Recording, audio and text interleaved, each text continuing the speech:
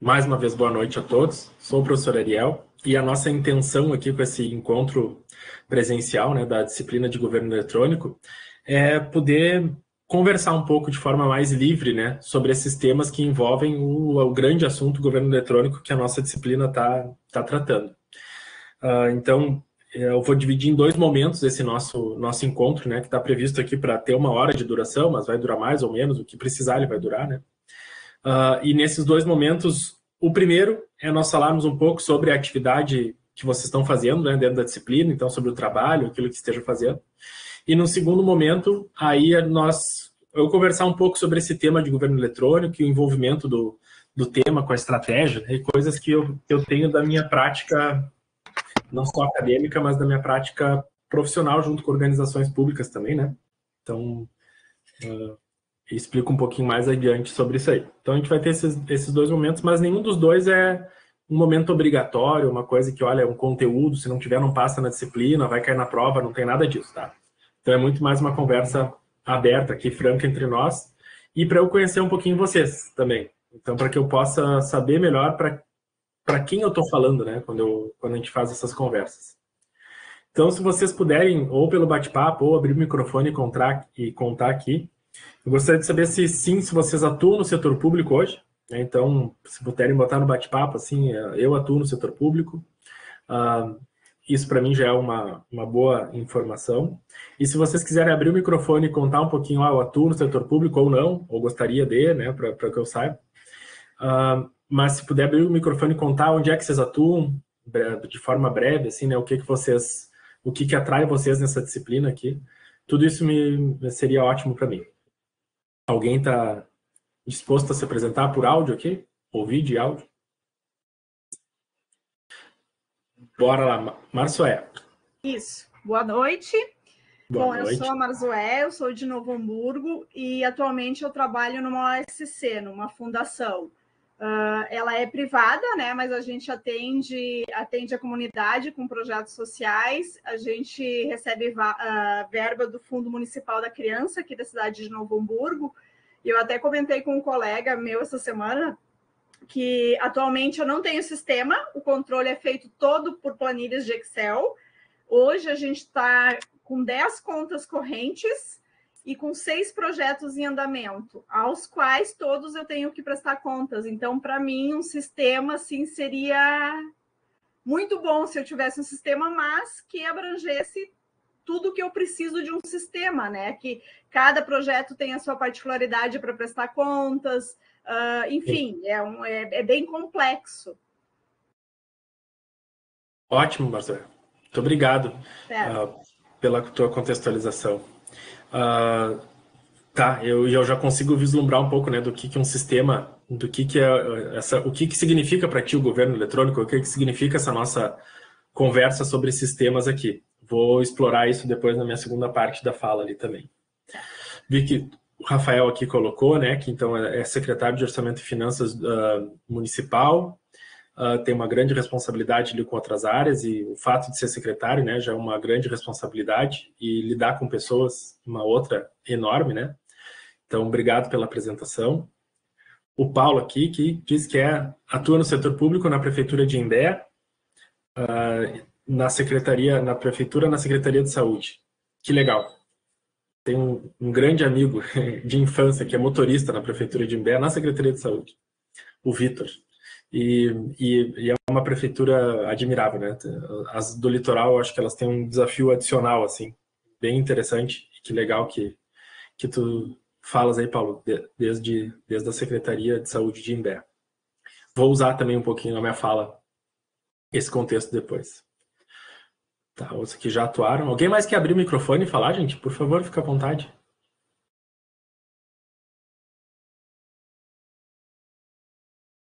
Tá, a Juliana já atua no setor público, município e estado. Tá bem, hoje está numa trabalho voluntário.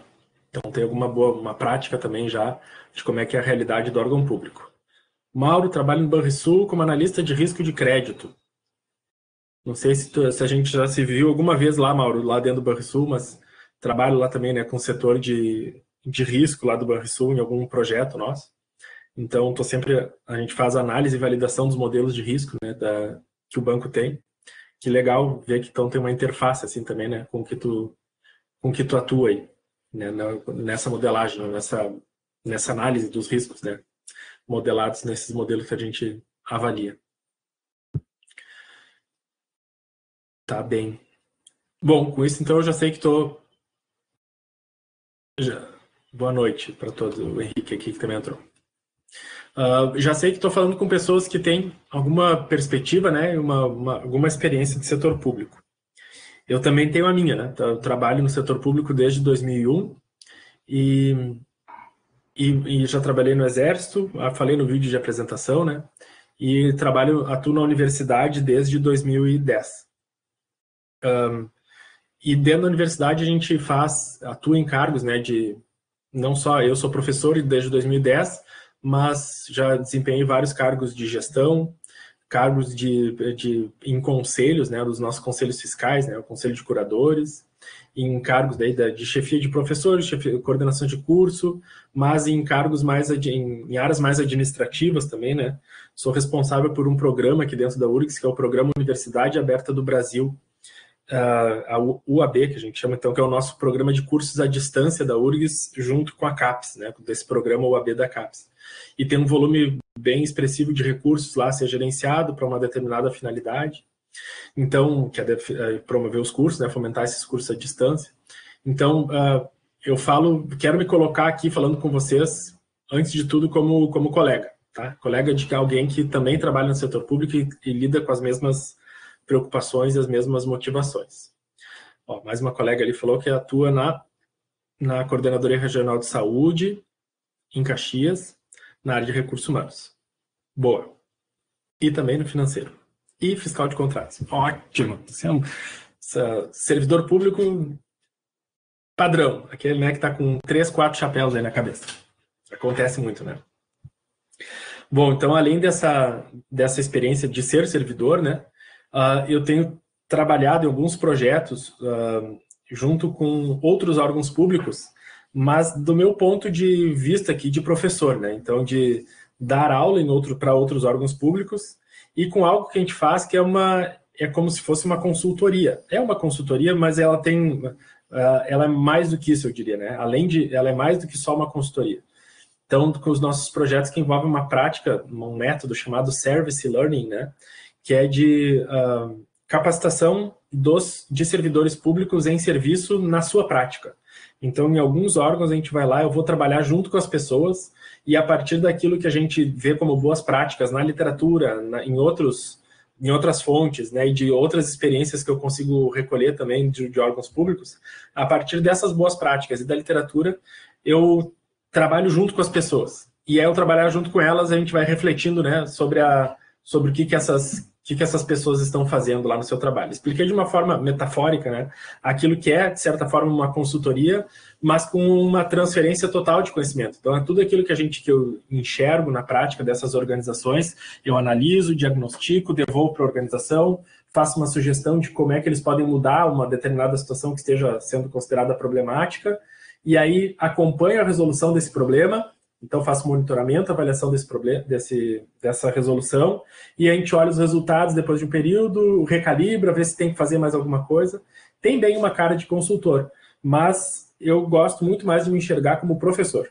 Professor nesses lugares. Assim, eu estou lá para olhar na prática como é que a gente faz o nosso trabalho, sabe? Como é que é aquilo que eu ensino na faculdade, como é que aquilo é feito na prática e como é que a gente pode melhorar aquela prática, né? Então, revisando coisas que a gente teria ensinado numa disciplina ou atualizando aquilo que as pessoas já viram faz algum tempo nas suas disciplinas. Então, esse tipo de apoio eu já tenho feito em alguns projetos, né, junto com o Ministério da Saúde, com o Banrisul, já fiz com o Ministério da Indústria e Comércio, com a Secretaria de Direitos Humanos e agora mais intensamente com a Agência Nacional de Energia Elétrica, né, com a ANEEL. Enfim, essa minha experiência de atuar junto aos órgãos públicos pesa muito nisso que eu apresento aqui para vocês, então, nessa disciplina de governo eletrônico. Uma das coisas que eu mais costumo fazer ali é trabalhar com o alinhamento estratégico. né? Então, fazer a avaliação do planejamento estratégico desses órgãos. A gente, às vezes, tem uns planejamentos estratégicos que podem parecer, podem taxar assim, de ser fake, é só para inglês ver, né? Mas a maior parte das organizações com que eu já trabalhei, atuei, usam realmente o planejamento estratégico como o seu guia, né? Como aquilo que representa o lugar onde aquela organização quer chegar. E fazer com que todas as práticas se alinhem a esse onde a gente quer chegar tem um esforço grande. E eu tenho tentado ajudar as organizações nisso, né? Em se alinhar suas práticas a isso. Práticas tanto de gestão estratégica, mas muito naquilo que é mais da minha área, da minha linha de formação. Então, seja em sistemas de informação, que é onde eu fiz meu mestrado e doutorado, né? Em gestão de sistemas de informação, aqui na administração da URGS, seja pela minha formação de base em contabilidade, onde eu dou aula na graduação, né? No curso de Ciências Contábeis. Então, eu... também, né? Então, seja com as coisas de contabilidade financeira, de controle, auditoria,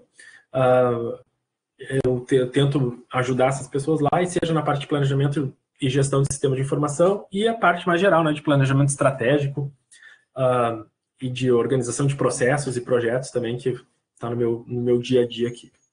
Bom, apresentei meu ponto de fala para vocês. E no segundo momento, no momento mais final da nossa aula aqui, eu vou falar um pouquinho sobre algumas coisas que eu combinei com o professor Rafael ali, do coordenador do curso, né, que seriam coisas interessantes da gente seguir abordando aqui nesse tema, mas que não está nas nossas trilhas. Mas é um comentário sobre gestão do conhecimento, sobre para que serve a informação, né, como a gente faz o uso estratégico da informação nessas organizações com quem eu já atuei também. Antes de passar para esse momento, então, dessa conversa, eu gostaria de saber sobre a nossa disciplina, se está claro para vocês o que vai ser feito, né, naquele plano de atividades que está apresentado lá, está disponível no Moodle, e que ele está dividido em 2 grandes blocos, né, a primeira e segunda semanas e a terceira e quarta. Nós estamos concluindo a segunda semana, estamos, né, no meio, para o fim dessa segunda semana, e o nosso trabalho, o trabalho final aqui da disciplina, ele é uma coisa que é encadeada, né, entre as nossas 4 semanas. Nas 2 primeiras, então a primeira vocês iam escolher um sistema, e aí alguns me escreveram por e-mail para saber quando tinha alguma questão, algum problema em relação à escolha do sistema, mas não houve nada que não pudesse ser contornado ali. E no segundo momento, daí a análise desse sistema, né? Então, olhar para ele e dizer assim, o que esse sistema é e o que ele faz por essa organização. E ao finalizar isso, individualmente, vocês vão escrever um texto ali, explicando, né, esse sistema e o que ele faz por essa organização. Essa é a tarefa da semana 2, né? Então da semana 1 e da semana 2. E eu gostaria de saber se vocês têm alguma dúvida sobre, ou gostariam de discutir algum ponto, né, ou algo não ficou claro para vocês, sobre o que tem que ser feito, ou se vocês fizeram e estão com dúvidas sobre o que fizeram e querem trazer aqui, compartilhar alguma coisa. Então, se vocês quiserem botar no bate-papo qual foi o sistema que vocês escolheram, né? Então, se for uma sigla, só que eu não vou saber o que o sistema é, por favor, deem uma pequena explicadinha ali. Mas digo, olha, escolhi o sistema tal. E aí, ou se quiser abrir o microfone e falar também, né? Como a nossa amiga aqui, Marzoé, falou antes, se quiserem abrir e falar, por favor, eu gostaria muito que vocês falassem, para falar um pouquinho de qual sistema escolheram e a gente pudesse conversar sobre isso. Ou escreva no bate-papo, escolhi o sistema tal, que é um sistema que faz isso. E eu posso fazer algum comentário em cima. Alguém gostaria de falar?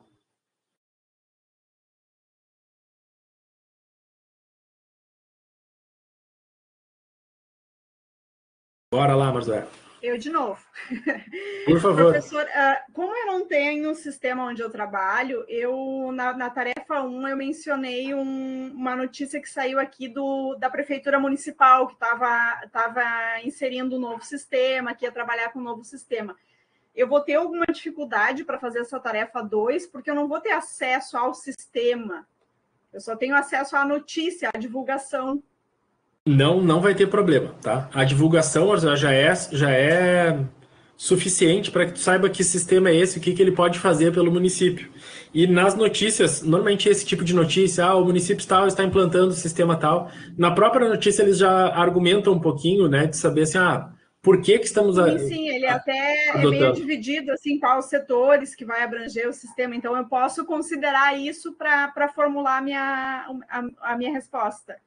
Pode. Tá. E vou dizer que tu também pode, nada te impede, né, de mandar um e-mail para o setor lá, ou se tu conhece alguém do setor, se não conhece, não tem problema, mandar uma mensagem dizendo, olha, por que vocês resolveram adotar esse sistema? Vai que te respondem, né? Ou tu pode presumir isso a partir da notícia, caso tenha alguma coisa ali.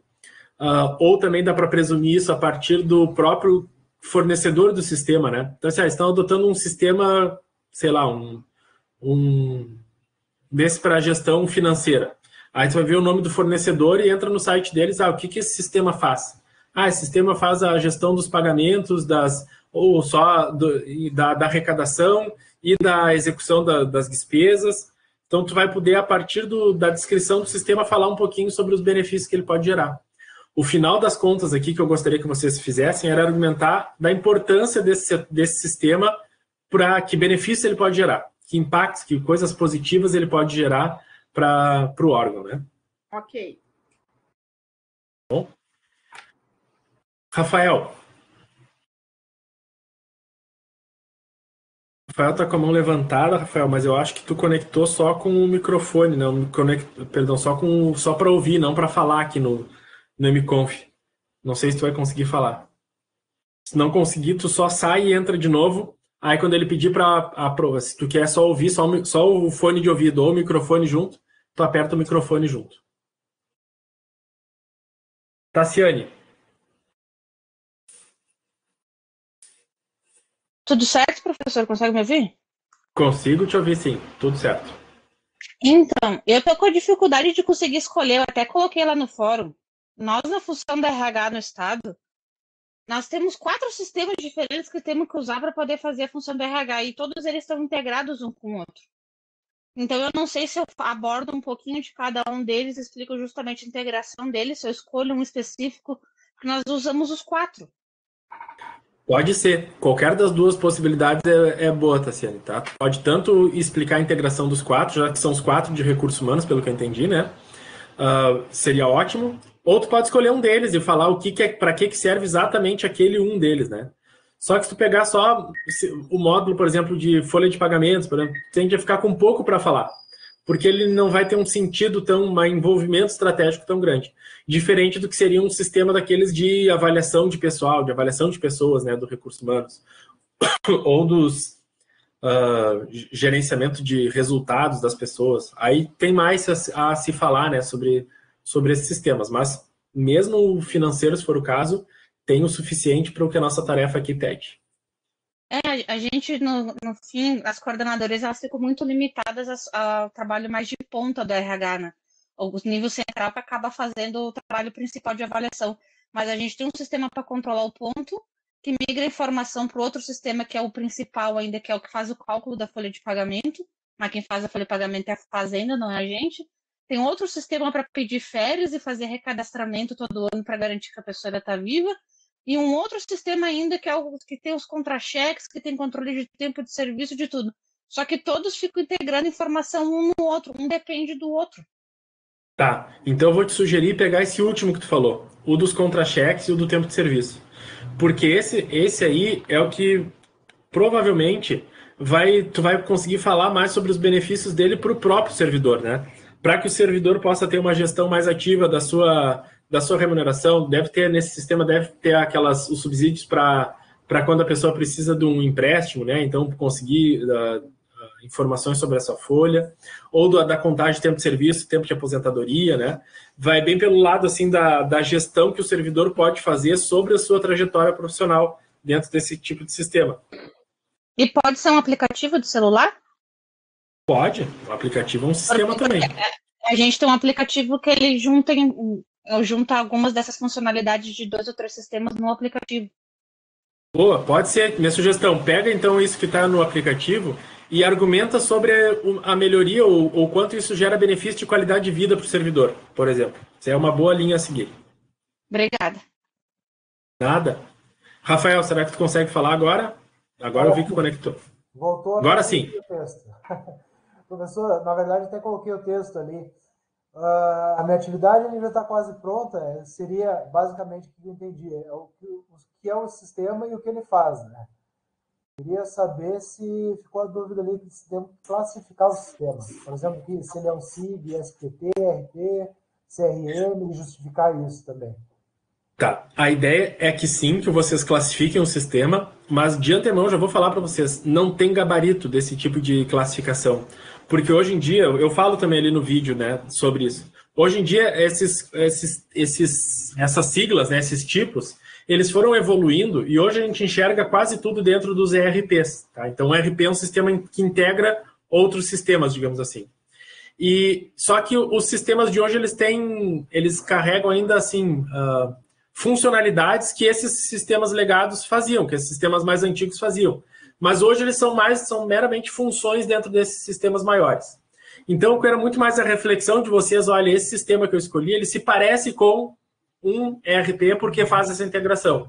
Se parece com um CRM porque faz a gestão do histórico do relacionamento com as pessoas. Se parece com um SIG porque ele é muito mais específico de uma área funcional apenas e não é para todas as outras áreas. É um de processamento de transações porque ele é muito específico só para livro-ponto, só para uma atividade, para um processo específico. Né?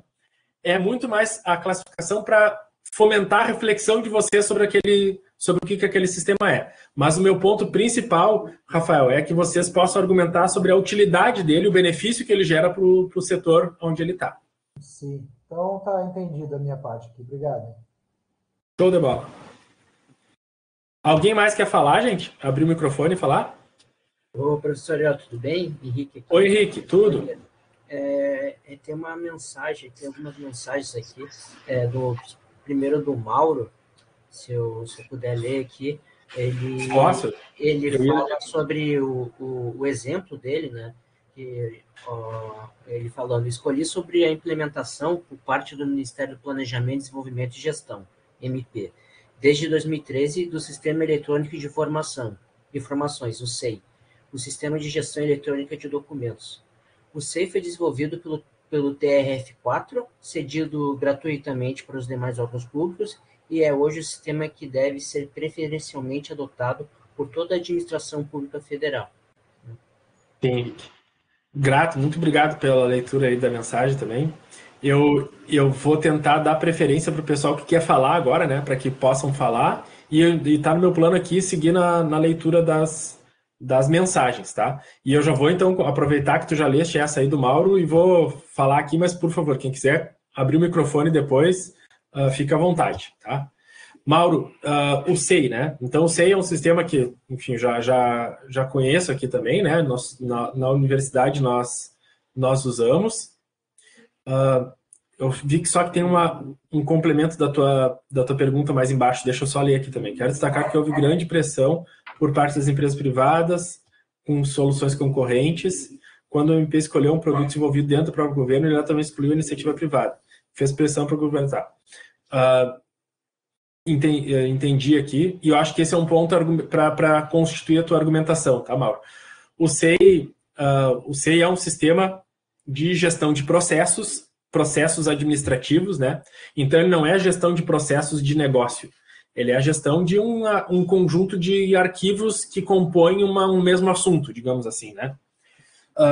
E o SEI já aderiu, né, à realidade pública, especialmente no nível federal, em muitas e muitas organizações. A universidade usa. E eu vou ilustrar com o caso do Ministério da Saúde, né, que eu conheço mais de perto também, o uso do SEI. O uso do SEI lá é enorme, né? Então, o SEI é utilizado pelos hospitais que fazem as suas requisições de materiais ao Ministério da Saúde, muitas vezes abrindo, né, processos no SEI. O próprio pessoal do Ministério usa o SEI para a sua gestão interna, né, para os seus pedidos, para as suas questões. E o SEI, ele acabou recebendo ou cumprindo outras funções também, que não só fazer a gestão dos processos, né? Hoje a gente vê muito o SEI sendo utilizado para assinatura de documentos, então até o GovBR também está mais amplamente difundido. Muitas vezes a gente só faz, em vez de assinar um documento físico, gera ele dentro do SEI, num processo que nunca vai ser encaminhado para ninguém, e todas as pessoas assinam ele vai ter uma validade maior feita ali dentro. Acontece muito com ata de reunião, geração de ofícios, né? Então, o SEI, a depender do uso que a gente dê para ele, ele vai poder cumprir uma função mais de um tipo de sistema ou de outro, né? Quando a gente usa o SEI só para fazer uma ata, ele é um sistema, ele é quase que um sistema de informação gerencial, ou é um sistema de processamento de texto, né? Que tem os mais arcaicos lá ainda, ele era de processamento de transações, né? Logo depois do processamento de transações, naquela linha do tempo, fica claro, né? Do artigo 1 lá que vocês viram. Mas a vocação do SEI não é ser um sistema simples, e é sim ser um sistema daquele tipo Sistema de Gestão Eletrônica de Documentos, GED, né? Então, que ele conjugue ali documentos e possa disponibilizar somente para pessoas específicas esse documento. Tem sistemas parecidos com o SEI, que uma outra tipologia, que não está naquela linha do tempo, porque é um nome comercial, né, que se dá, que são sistemas de workflow, então de fluxo de trabalho. Como a gente tem o Redmine, que é bem utilizado, o próprio Trello, né, que é um aplicativo, muitos usam também, são sistemas que dão fluxo de trabalho, workflow. E as primeiras adesões desse tipo de sistema, né, foram, o Notion é um, né, que também faz esse tipo de trabalho. Os sistemas para esse tipo de função, né, de gerenciar os processos administrativos, eles surgiram muito com essa cara de workflow. Tem, eu acho que é o Planner também, né, que está na Microsoft, que faz isso. Só que daí o SEI, ele quebra um pouquinho o paradigma por uma diferença bem pontual. Um sistema de workflow, o processo ele está cada vez na mão de uma pessoa. Ele sai da minha mão e vai para a tua, Mauro. Da tua ele sai e vai para a do Rafael. Então a gente vai mandando para a pessoa, né, para o interessado, aquele sistema, aquele processo, mas ele está na mão daquela pessoa. Ele vai passando de mão em mão. Enquanto o SEI, às vezes a gente cria um processo e abre para várias pessoas ao mesmo tempo. E várias pessoas podem alimentar ele. E isso quebrou aquela linearidade que a gente tinha dos processos físicos anteriormente, né? Então, o processo físico, que é o equivalente do que acontece no SEI, ele estava uma vez em cada setor. A gente tinha até o protocolo, né? Então, ele está no protocolo, saiu do setor A, foi para o setor B. Ele está no setor B e não está mais no A, nem no C, nem no D. E o setor A, C, D, E não vão incluir documentos no processo enquanto ele estiver no B, né? A via de regra, não vão incluir processo. Então, ele era um fluxo mais linear, que era mais condizente com o workflow. E hoje no SEI a gente tem essa coisa de que o processo está aberto em vários lugares ao mesmo tempo. E além dele ser deturpado, né, para usar para outras finalidades mais simplistas do que um sistema de processos tem. Isso faz do sistema, do ponto de vista que eu gosto de olhar, né, que é social, então, como esse sistema muda as relações dentro do órgão público, como esse sistema muda a nossa rotina, a nossa forma de fazer as coisas dentro do órgão. Eu acho super rico olhar para o SEI, sabe? E eu digo para ti, Mauro, é um ótimo sistema para que tu olhes, para que qualquer outro de vocês possa olhar também.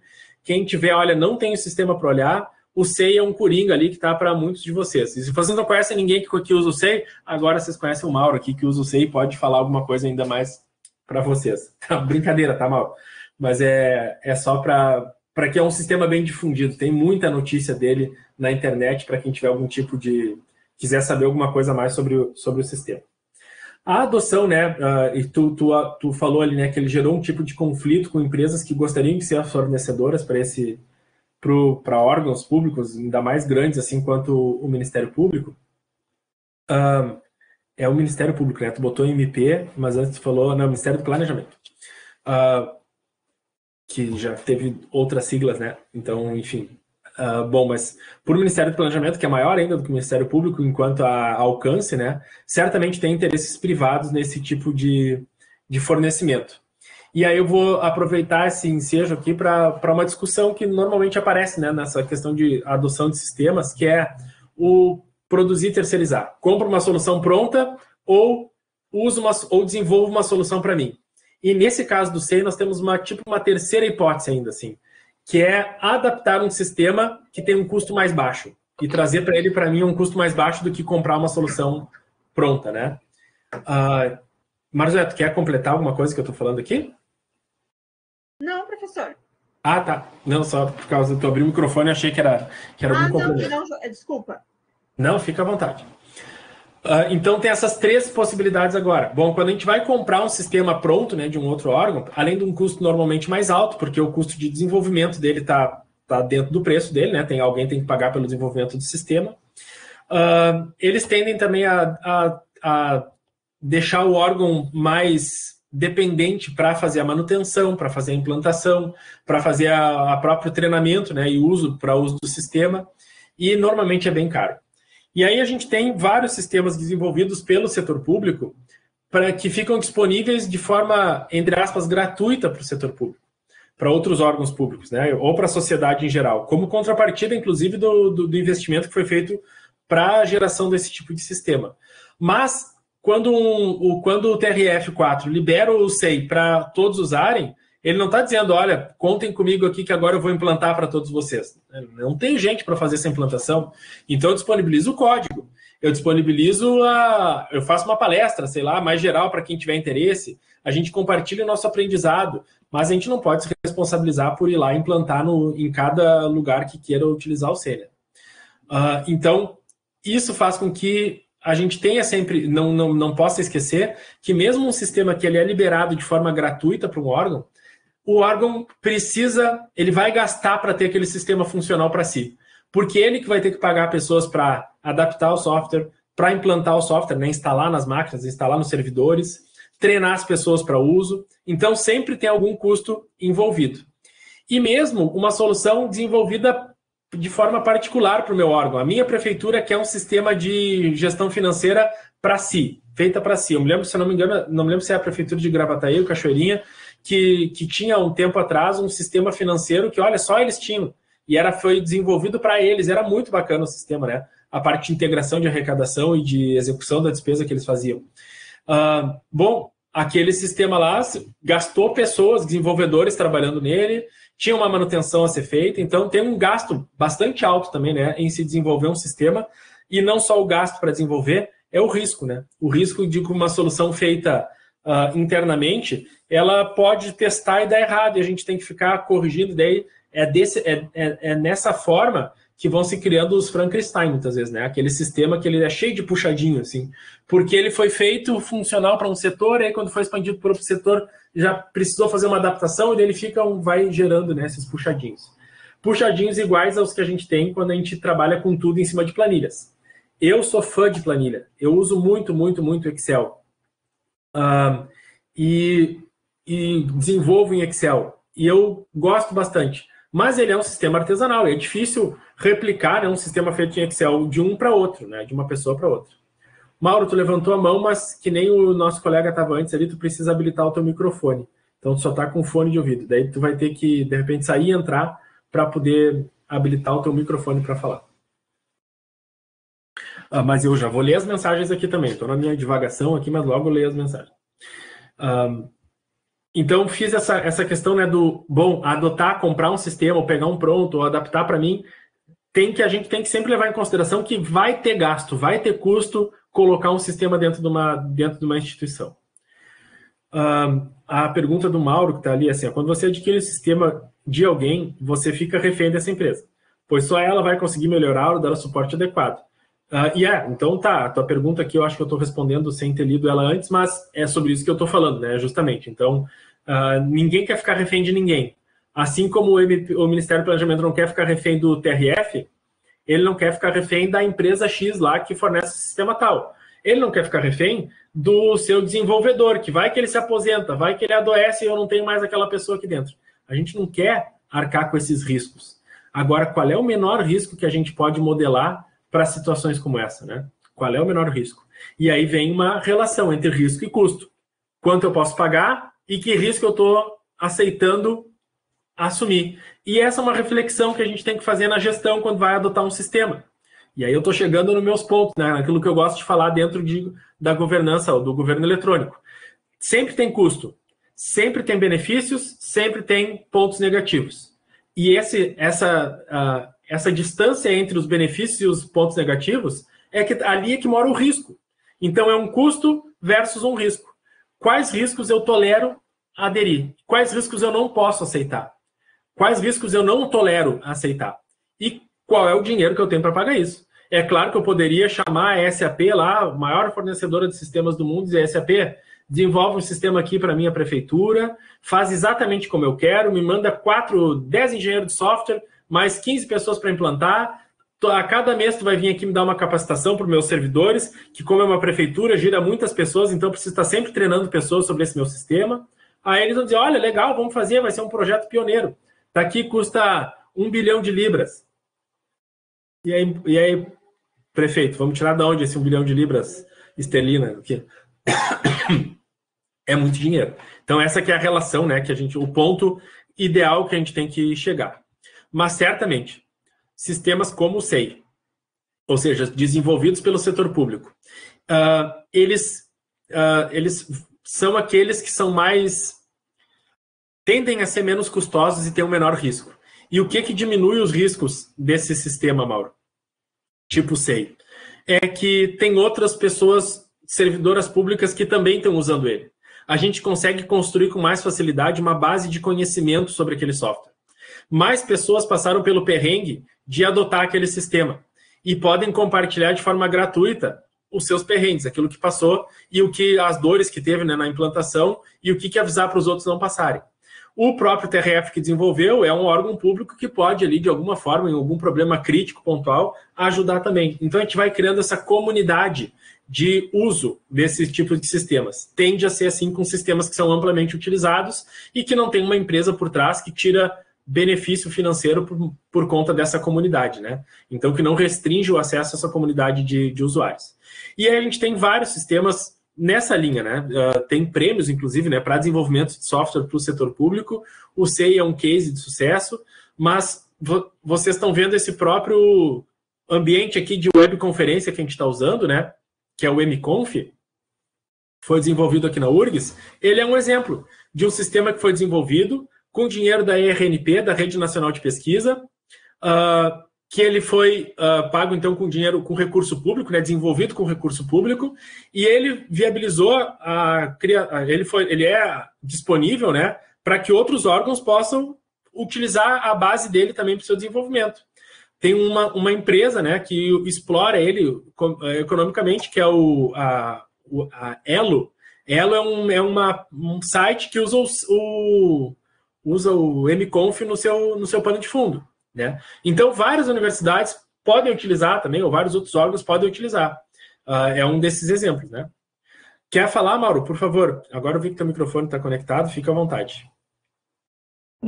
Boa noite, Ariel, a todos aí. Desculpa te alugar, eu já falei tanto aqui. Não, eu digo assim, como tu tá lá dentro do banco, lá também tu sabe como é que funciona para te trocar qualquer coisinha dentro do setor de TI, né? Sim. É um parto, então, assim, é legal, assim, a gente comentar essas coisas, porque a gente às vezes acha que é fácil tu mexer, tu tem várias ideias, e aí tu leva, mas é muito difícil de executar, assim, né? Acaba ficando muito difícil. Então, assim, a gente lá dentro do nosso setor, a gente tem grandes ideias, assim, para melhorar o desenvolvimento do trabalho, mas tu acaba travado na hora de chegar lá na TI, porque eu sei que eles têm vários outros, né? O banco é muito grande, então acaba ficando demorado, assim, né? E é bom a gente comentar isso, né? Porque, tem tanta gente lá trabalhando com muita ideia boa, só que a gente não consegue porque, daí, para trocar isso, tem que fazer isso e outra coisa, e quando vê, se perdeu a ideia e tu acaba não fazendo. Certo, ótimo, Mauro. Obrigado pelo teu complemento aqui. Até vou evocar uma coisa que é pública, né? O atual presidente do banco, aí, diretor-geral do banco, presidente, né? Ele, quando estava ali para assumir, ele deu uma entrevista, né, para uma rádio, e ele foi perguntado, olha, por que as maquininhas do Banrisul não estão integradas com outras redes, né, como em outras máquinas, lá, ou como o Visa e o Master, né, que são mais aceitos e tudo mais, para ser usado fora do estado também. E aí ele falou assim, isso aí é um desafio que a gente vai encarar de frente agora nessa nossa gestão, pelo menos ele falou isso, mas que envolve a adaptação de sistemas internos do banco. E aí a gente precisa de investimento para adaptar esses sistemas, né? Tá diante desse trade-off que eu acabei de falar, né? Do risco e o retorno, né, o valor, o investimento e o retorno que vai gerar esse tipo de ação. Mas eu vou pegar um gancho da tua fala, Mauro, para dizer que sim, assim, desenvolver sistemas dentro do setor público, em geral, além de custoso, burocrático. Né? O burocrático, porque muitas vezes a gente tem um órgão de competência. Tu falou agora, a gente tem um setor de TI, e o setor de TI tem as demandas deles, e eles têm restrição, um limite de pessoas. Eles não conseguem desenvolver tudo que cada um quer. Na área da saúde, tem um órgão lá vinculado ao Ministério da Saúde, que é o DataSUS. E todo o desenvolvimento de sistemas para a área da saúde vai ser feita pelo DataSUS, no âmbito federal. Então, e eles concentram as demandas. E eles outros não podem desenvolver soluções enquanto o DataSUS tá com a prioridade, digamos assim, de desenvolver aquilo. Então, gera uma burocracia, né? A aquisição de qualquer sistema tem que passar por uma avaliação deles. E isso a gente não tem uma saída para dizer assim, vamos desburocratizar, porque desburocratizar isso significa colocar muitas pessoas para trabalhar nesses setores. E isso significa muito dinheiro posto também. Né? Então, no final das contas, tudo vai, ainda mais eu na minha ótica contadora aqui, né? Tudo se traduz em dinheiro, em muito dinheiro, para dar agilidade, para chegar a alcançar os objetivos novos que se queira para uma organização. Tudo envolve muito recurso aplicado, né? E essa burocracia se vence, às vezes, com recurso. Agora, o que dá para ajudar nessa burocracia que não envolve recurso? Né? Tem aquelas pequenas soluções que as pessoas desenvolvem de forma própria. E o Banrisul é um case também de sucesso nisso, assim, eu acho. Eu avalio, pelo menos. Né? Os sistemas com os quais eu trabalho nessa validação agora, né, dos modelos de risco, são sistemas que são desenvolvidos em R, em Python, em Excel, algumas coisas, né? Mas são coisas que foi por mérito, por dedicação das pessoas dos setores que foram lá e aprenderam a programar e programaram os sistemas que eles precisam utilizar, as rotinas que eles precisam utilizar. É um investimento pessoal altíssimo, né? Mas que gera uma contrapartida para aquela pessoa, porque afinal, sei lá, ela programou e aprendeu a programar, ela resolveu um problema e com isso aprendeu. Mas ela tem que ter uma permissão para isso acontecer.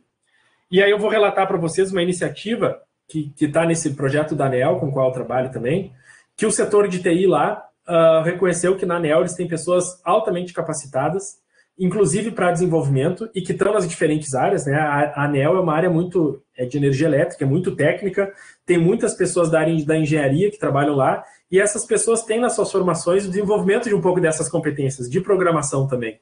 Então tem pessoas, especialmente energia elétrica, né, também.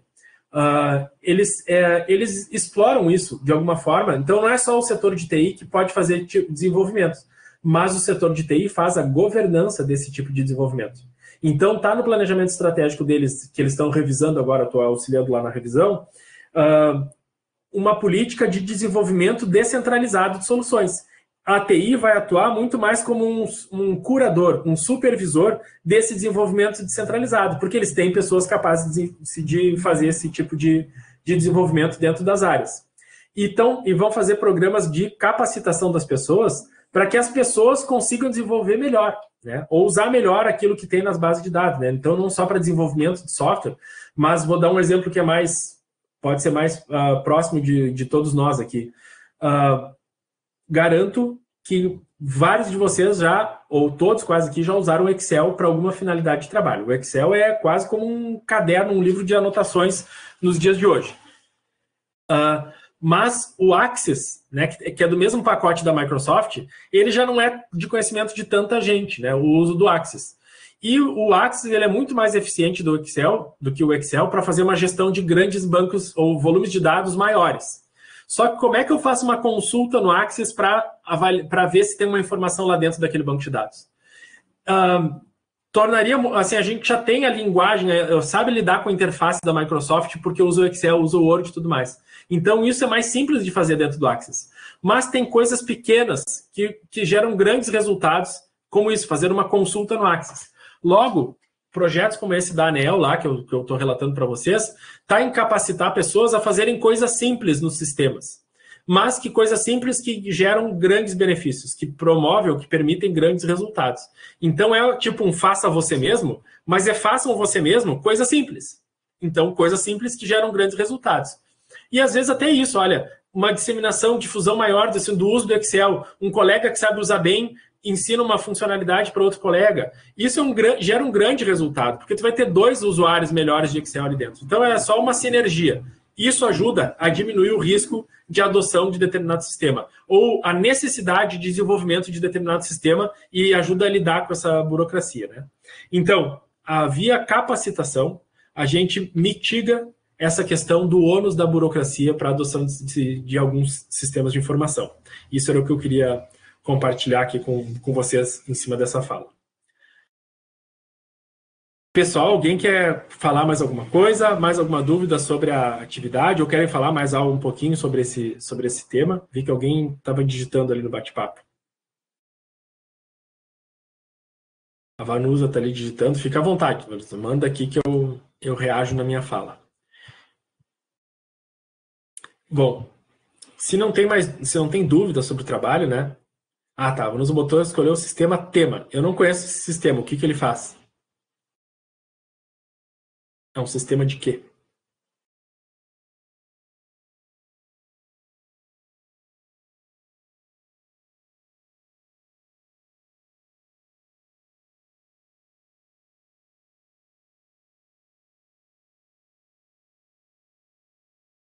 Vou esperar a Vanusa responder ali só, para a gente poder, quando eu trocar de assunto, daí a gente troca de assunto.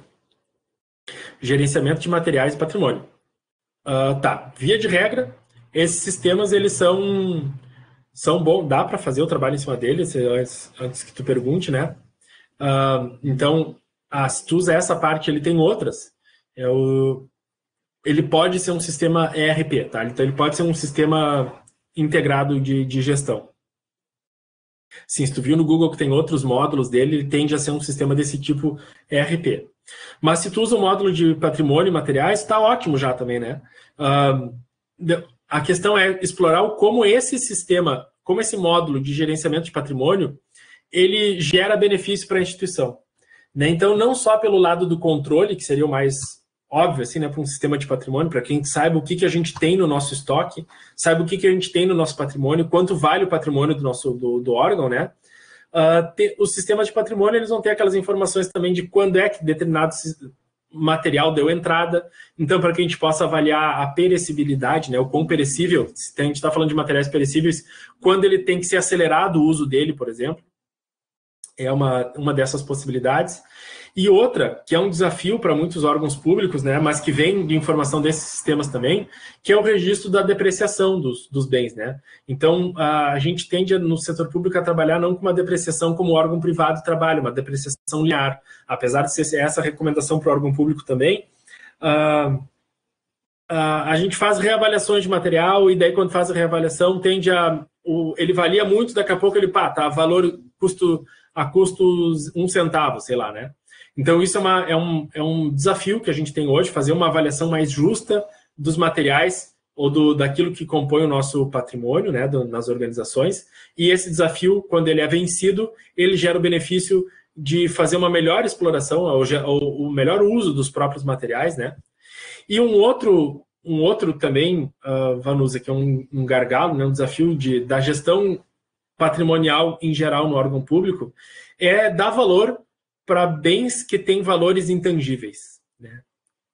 Um exemplo que eu vou dar aqui é quanto vale a Praça da Matriz em Porto Alegre?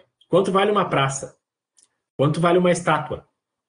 Quanto vale um brinquedo numa pracinha, né? Normalmente a gente coloca isso no sistema de patrimônio pelo custo de aquisição ou pelo custo de construção, né? E esse vai ser o valor que vai ficar lá registrado. Mas tira uma pracinha de uma cidade e vê o ônus que isso gera para os frequentadores. Será que a diferença entre preço e valor de um item patrimonial, né, ela não podia estar em jogo aqui? Então, ativos que são ativos culturais e ativos que geram um benefício público mais ampliado, o desafio é olhar para esses bens da forma como eles merecem, né? A partir do benefício que eles geram e não só a partir do ônus que o setor público teve para o seu desenvolvimento, para a sua criação, para a sua aquisição. Então, olhar pela ótica do benefício, né? Por isso que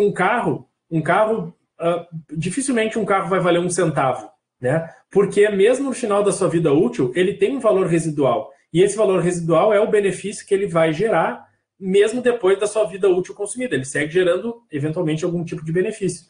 Ativos culturais, ativos de lazer, eles tendem a gerar benefício por muito mais tempo. E aí, por que a gente vai botar uma praça valendo 1 centavo se ela gera milhões de valor? A questão toda é como é que eu defino qual é o valor, o benefício que um item patrimonial tem. E como é que eu vou ainda, depois disso, né? Bom, quero aumentar o valor da minha praça lá, que estava 1 centavo. Como é que eu, no meu sistema contábil e patrimonial, vou justificar a origem de recursos que me fez aumentar o valor daquele bem? Como é que eu vou dizer que agora ele valia 1 centavo, agora vale 1 milhão? E aí vai aparecer lá no meu balanço patrimonial que aumentou 1 milhão no meu patrimônio. E aí como é que eu vou explicar para o órgão de controle que surgiu 1 milhão da onde? Cadê a tua receita? Cadê a tua sobra de arrecadação aqui, teu superávit, que fez liberar 1 milhão para eu acrescentar ali? Diz, esse 1 milhão foi só de reavaliação do meu ativo. Bom, então aí a gente tem que dialogar melhor com o órgão público, inclusive com o órgão de controle, inclusive, para conseguir fazer isso.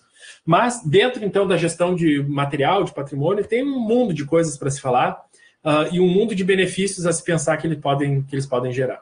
Tá? Então é um bom módulo, tu não precisa pegar o sistema todo, Vanusa, só do patrimônio, como eu já tentei aqui te vender a ideia, já dá para explorar bastante os benefícios que ele gera, que ele pode gerar. De nada. Pessoal, eu vou então, nesses últimos minutinhos aqui, só falar para vocês, vou para a minha fala final aqui, que é só comentando assim qual é o que seria um conceito de gestão estratégica da informação nos órgãos públicos, que isso está muito na voga também do que a gente fala em governo eletrônico, né? É a governança da informação pública, da informação no setor público.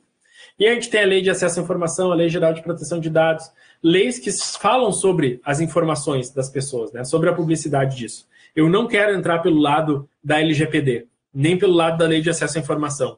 Essa é uma discussão que eu acho que ainda está amadurecendo, apesar de a gente já ter boas normativas.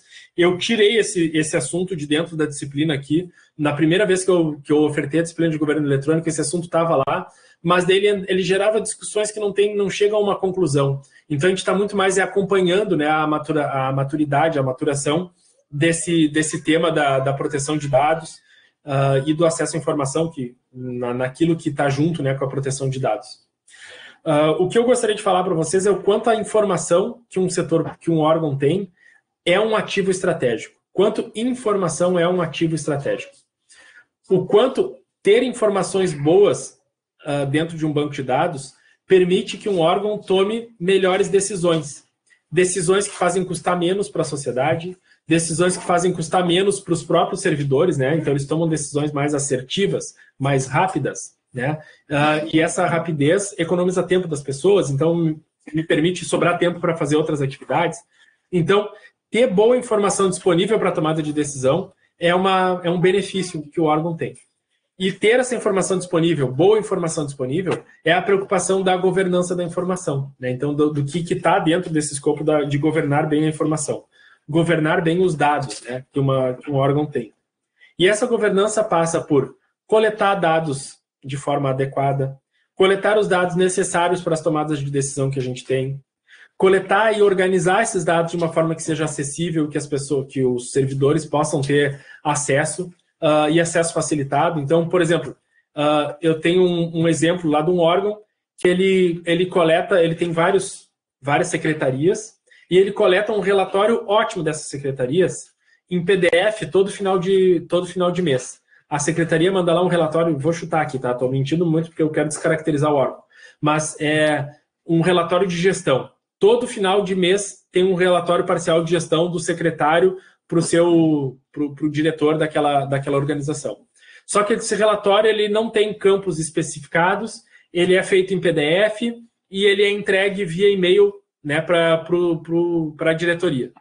Quando eu recebo lá de 15 diretorias um PDF que não tem a mesma cara, que não fala sobre a mesma coisa, que é um relato do que eu quero falar sobre a minha gestão, esse documento está desestruturado, então ele não tem uma estrutura.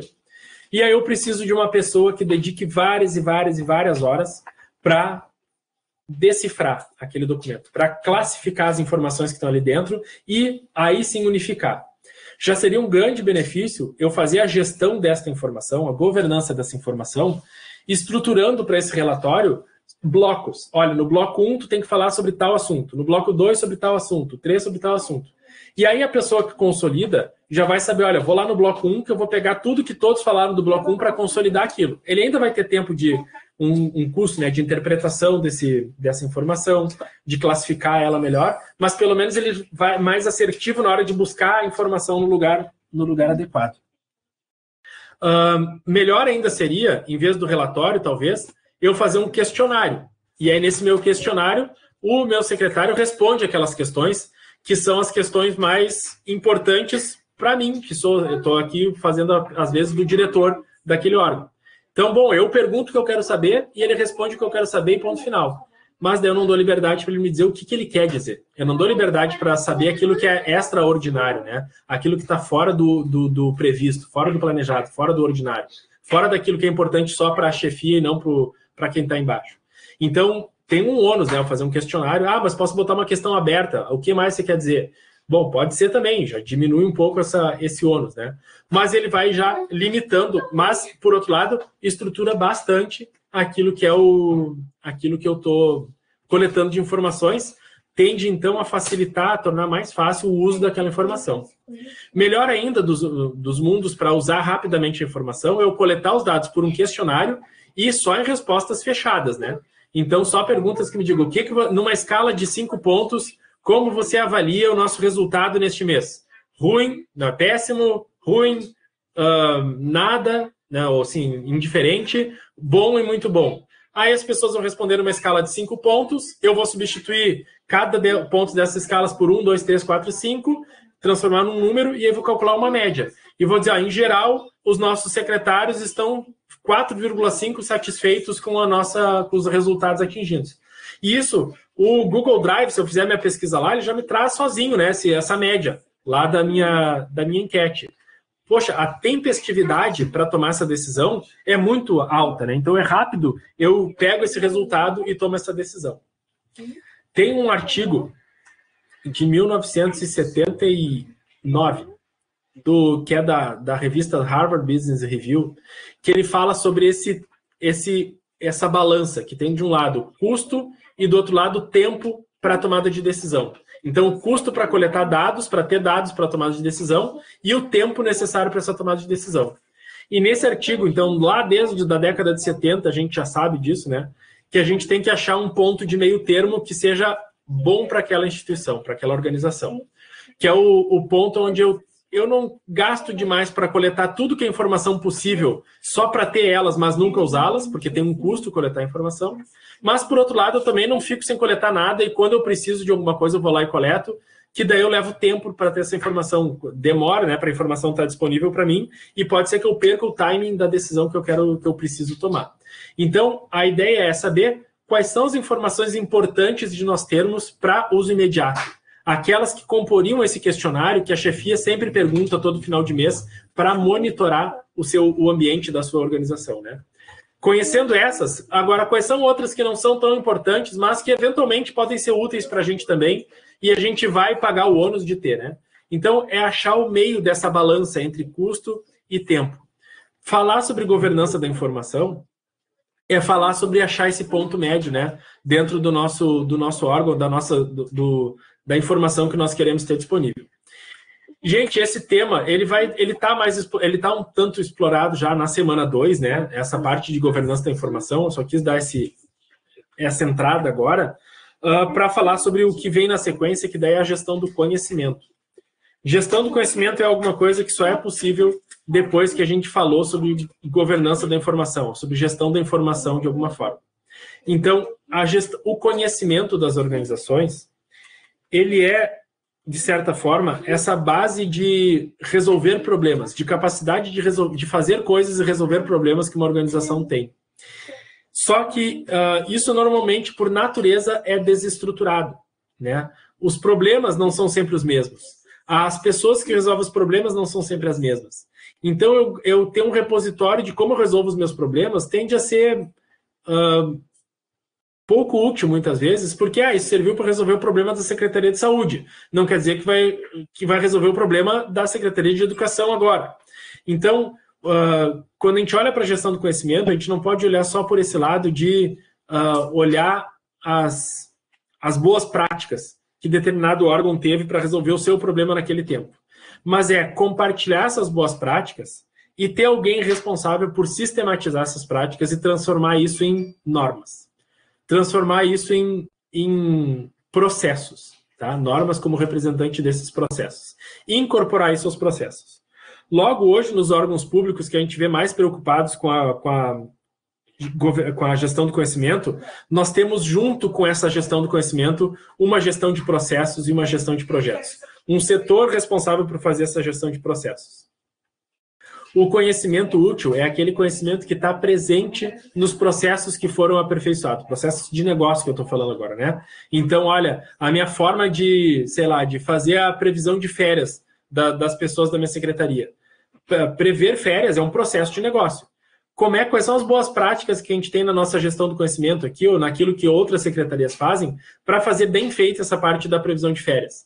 Bom, a Secretaria da Educação faz assim. Será que essa forma como eles fazem serve também para a Secretaria da Saúde? Aí entra aquele órgão, né, da gestão de processos dentro da prefeitura, do Estado, do outro órgão público, de qualquer esfera, né? Mas entra aquela pessoa que olha para as boas práticas das coisas comuns, daquelas coisas que todos os órgãos fazem.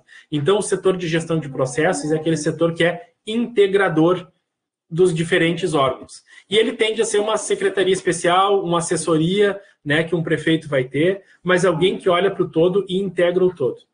E mais do que nunca, essa integração está sendo fundamental para a gente trabalhar com o controle, né, com o controle interno nas organizações, e mais do que só o controle interno, a auditoria, digamos assim, é trabalhar com a integridade, com sistemas de integridade nos órgãos públicos. A governança da informação é um requisito para que os sistemas de integridade possam existir de forma eficiente, né? E dentro da integridade, daí estão as controladorias, as corregedorias, as auditorias, né? Vários desses órgãos que são faces do controle nas organizações. Essa minha fala aqui, então, é para estimular vocês a, quando olham um sistema também, tentarem enxergar que tipo de benefício ele gera para esta integração das coisas. Ou para, pelo menos, ser o sistema um repositório desse conhecimento que o meu órgão A, B, C ou D tem e que pode virar, pode ser insumo para divulgar boas práticas adiante. Falar, então, de gestão de conhecimento, esse era o gargalo que o professor Rafael falou que nenhuma das disciplinas ainda tinha abordado, pelo menos até onde a gente sabe, né? A gestão do conhecimento. Gestão do conhecimento é algo que a gente pode ver pela ótica dos sistemas de informação nesse prisma aí, né? Da governança da informação, da gestão da informação que eu acabei de falar para vocês. De reconhecer a informação como algo que é útil, que gera benefícios, inclusive para os sistemas de integridade, para os sistemas de controle, para a transparência, para o acesso à informação, para a tempestividade na tomada de decisão. Informação é um ativo que gera benefícios em todos esses fóruns, em lugares, né? E em muitos outros ainda. Com isso, eu concluo a minha fala, a gente estava previsto para agora à noite. Não sei se vocês querem reagir ou perguntar alguma coisa sobre isso que eu acabei de falar, mas que era muito mais uma provocação a vocês. E se vocês têm ainda alguma dúvida, né, sobre atividades da semana 1 e 2, por favor, fiquem à vontade para perguntar. Podem botar no bate-papo, caso tenham. Se quiser abrir o microfone, por favor, abram. Eu fico aqui mais uns minutos, eu encerro a gravação em seguida e fico mais uns minutinhos, se alguém quiser tirar alguma dúvida ainda por áudio aqui. Mas eu já vou encaminhando, então, mais porque eu estourei o tempo aqui, já que eu tinha planejado com vocês. Agradecer vocês que tenham vindo aqui, né, para essa nossa conversa. Na semana 4, nós vamos ter mais um momento de conversa, assim, também. É uma conversa não estruturada, como foi essa agora, mas que vocês viram, né? O que a gente vai aproveitando os temas que vêm no bate-papo, fala sobre a tarefa e vai refletindo sobre sobre as organizações públicas, né? E o uso da informação, que é o nosso grande mote aqui do governo eletrônico. Nas semanas 3 e 4, agora a gente vai mudando um pouquinho de temática, né? A semana 3, ela vai se aproximando daí mais da parte de participação pública, né? Do quanto a informação é útil para promover o controle social, para viabilizar a participação dos cidadãos na área, no âmbito daquilo do órgão público, né, do setor público.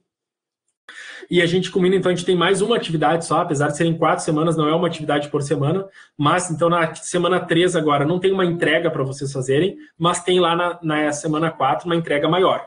Então, que é o texto de posicionamento, né, o position paper, que é uma continuidade, vamos dizer assim, ou pode ser uma continuidade dessa tarefa 2 agora. Então, individualmente agora vocês escolheram um sistema e vão argumentar pelo benefício dele, e aí lá na semana 4 vocês vão entregar um texto de posicionamento, construído, que pode ser construído em duplas, né, preferencialmente construído por duplas de alunos, mas que daí vocês vão entregar esse texto lá, que vai falar não só sobre o benefício que ele tem para o órgão público, mas como ele poderia ser modificado, ou como o benefício poderia ser ampliado se esse sistema se valesse de dados de Big Data, né? Dados públicos, abrangentes, disponíveis na internet. Ou como ele poderia ser melhorado por uso de inteligência artificial, ou de outras soluções mais contemporâneas, né? E aí tem um dos vídeos que está disponível para vocês na semana 3, é uma live que eu fiz junto com a professora Carla Marcolin, que vai falar bastante sobre isso, né? Sobre o uso de bancos de dados, de uso da inteligência artificial no órgão público, que é aquilo que é mais contemporâneo, né? Nas nossas discussões dentro da área pública, da área privada também hoje em dia. Então assistam especialmente esse vídeo, né? Ele está como um dos últimos ali dos vídeos obrigatórios, mas especialmente ele vai ajudar vocês a refletirem sobre como esses sistemas que vocês já escolheram podem gerar benefícios maiores se eles são integrados com outros tipos de soluções maiores também, como Big Data, inteligência artificial, Business Analytics e outras que vão estar lá faladas dentro da atividade. Quaisquer dúvidas que tenham, por favor, entre em contato com os tutores, me manda uma mensagem ali no Moodle, caso dê para responder por ali, e saibam que daqui a 15 dias a gente vai ter 14 dias a gente vai ter uma outra conversa e eu posso ainda tirar algumas dúvidas, e vai dar tempo de tirar as dúvidas na nossa próxima sessão e vocês ainda ajustarem o texto de posicionamento de vocês. Eu só encorajo vocês a não deixarem para começar a fazer esse texto daqui a 14 dias. Comecem antes, ele não é tão fácil de começar, dá para fazer individual, mas eu preferia que vocês fizessem em dupla. Então, discutam com o colega, escolham qual do sistema, se é o sistema de um ou de outro que vocês vão utilizar para essa reflexão. E, inclusive, uma reflexão sem utilizar nenhum dos sistemas é possível, né? Vocês vão ver ali nas orientações da tarefa. É muito mais uma reflexão sobre esses benefícios de integrar novas soluções nas soluções que a gente já tem, que é o que eu quero explorar com vocês nessa semana, né? E como isso gera esse tipo de impacto para a sociedade. Pode gerar benefícios não só diretamente para o servidor que trabalha em determinada tarefa, para o órgão que vai fazer o seu trabalho de forma mais eficiente, mas como isso se traduz em benefício para a sociedade. E aí tem a diferença de resultado e impacto, né? Que eu falo ali nas videoaulas para vocês também, que está dentro dos modelos lógicos. Então, explorar os impactos. Esse é o ponto de chegada nosso, tá bom? Muito obrigado pela atenção de vocês, uma boa noite a todos, e eu vou parar de gravar e fico mais uns minutinhos caso alguém queira tirar alguma dúvida ainda. Uma boa noite a todos.